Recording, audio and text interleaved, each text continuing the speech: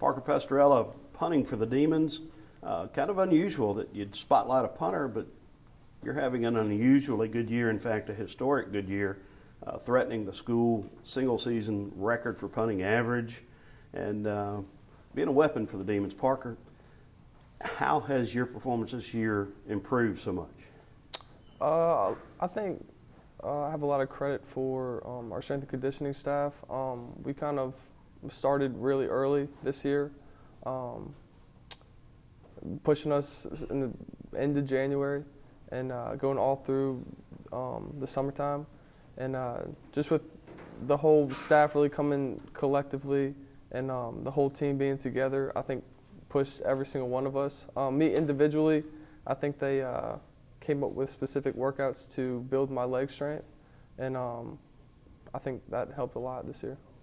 For the team, special teams play has been pretty good, particularly in the punt game. Talk about your punt team and how things have functioned. Coach Lucas runs the punt team, and I think he really puts it in detail. Every day we go over punt, and I think that we have the best 11 guys that are going to work their tail off on punt. I know that I have a bunch of punts inside the 20, and I give credit to the gunners that run down and stop the ball. I think everybody sprints their butts off going down the field, making the guy fair catch it, which is going to minimize the punt return. So I think everybody really busts their butts, and I think it's coming together. Okay, let's talk from the team perspective now, because you do have the perspective of being able to watch most of the game. And what do you see from this football team that is keeping the Demons from breaking through? We have a lot of good talent. Defensively, we have a lot of takeovers this year. We have a lot of special weapons on the offensive side.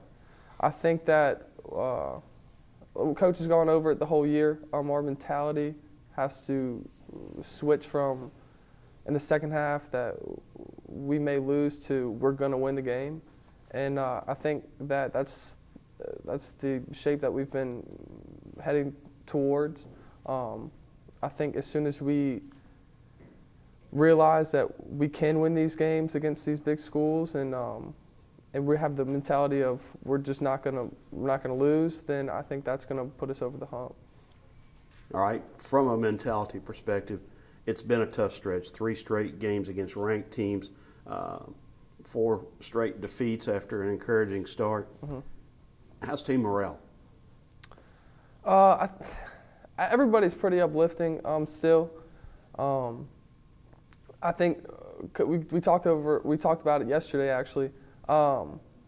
We know that we set out a goal, and it was to win Southland, but also that we wanted to have a winning record, and we know that goal is still intact with 4 winnable games in the next 4 weeks.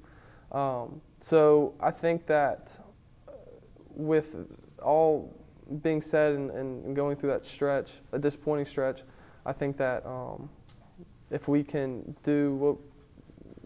go 4 in a row these next 4 weeks, then I think we're going to be pretty satisfied. Will it be a relief to be at home and playing, quite frankly, a team that has struggled mightily this year? I think we take every opponent the same. And like last week, there was a lot of underdog wins against big-time schools. So HBU is going to be a challenge just as the rest of the teams. I think that we do enjoy playing in front of our fans, of course, instead of going on these long road trips. But we're going to treat HBU the same as any other team.